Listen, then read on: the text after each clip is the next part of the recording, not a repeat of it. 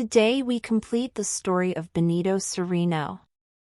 Captain Delano went down to Captain Cereno's cabin to cheer him up and say goodbye.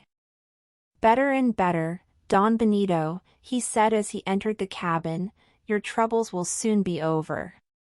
The American invited the Spanish captain to come aboard his boat for a cup of coffee. Cereno's eyes brightened. But then the light in them died. He shook his head and said he could not accept the invitation. Captain Delano was offended. He was about to withdraw when Don Benito rose from his chair and took Delano's hand. The Spaniard's hand shook, and he was too excited to speak. Delano pulled his hand away and turned, climbing back to the deck. His face was troubled. Captain Delano could not understand Don Benito's actions. One minute the Spaniard was warm and polite, then just as quickly cold and hostile. Captain Delano asked himself, why did he refuse to join me? Why is he so unfriendly?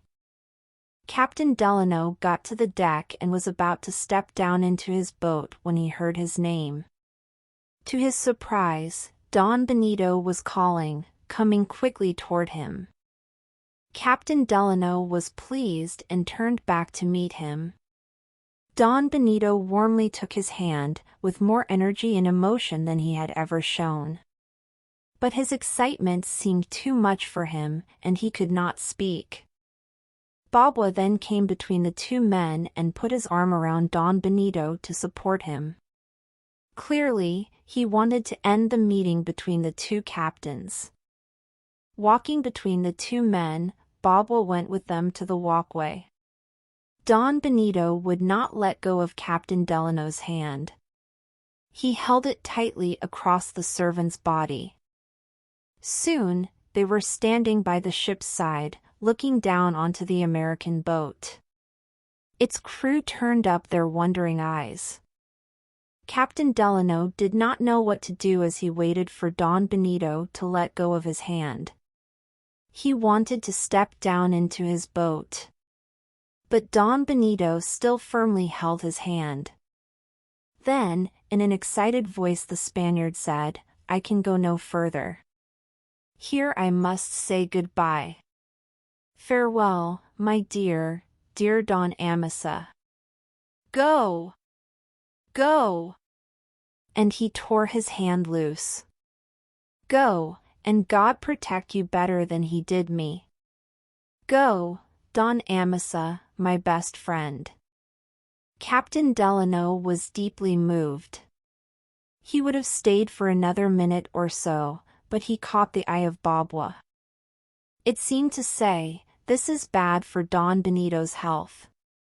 And so he quickly took the short step down into his boat with the continuing farewells of Don Benito, who stood rooted at the ship's side.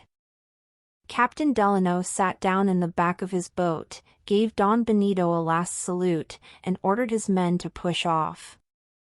The boat began to move.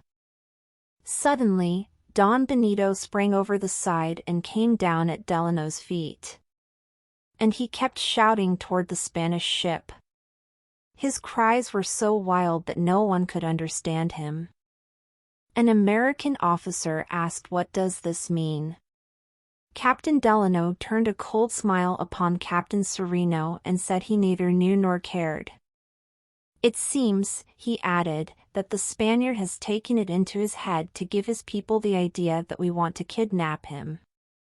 Or else," and suddenly Captain Delano shouted, "Watch out for your lives." He saw Babwa, the servant, on the rail above, with a dagger in his hand. He was ready to jump. What followed happened so quickly that Captain Delano could not tell one incident from another. They all came together in one great blur of violent action and excitement. As Babwa came down, Captain Delano flung Don Benito aside and caught the rebel leader, pulling the dagger from his hand. He pushed Babwa firmly down in the bottom of the boat, which now began to pick up speed. Then, Bobwa, with his one free hand, pulled a second dagger from his clothes and struck at Captain Cereno. Captain Delano knocked it from his hand. Now, he saw everything clearly. Bobwa had leaped into the whaleboat, not to kill him, but to kill Captain Cereno. For the first time, he understood the mysterious behavior of Don Benito, a prisoner under sentence of death. He looked back at the Spanish ship and got a clear picture of what its captain had escaped.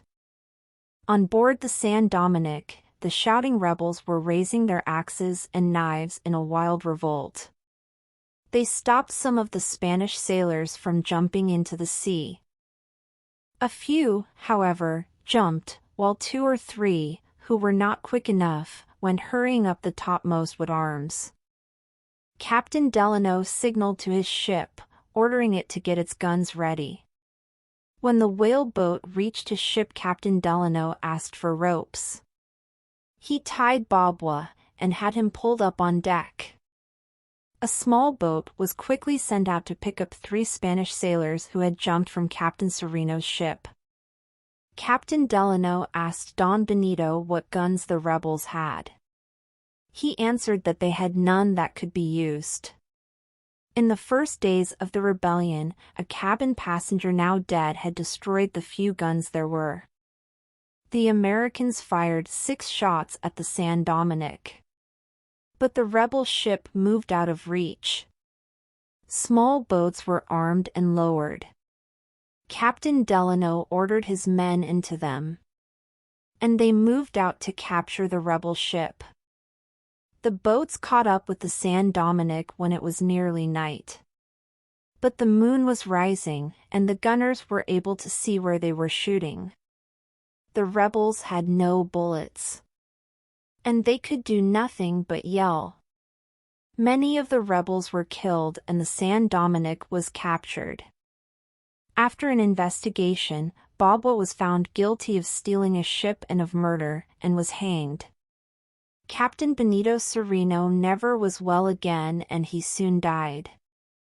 So ended the terrible story of the slave revolt aboard the slave ship, the San Dominick.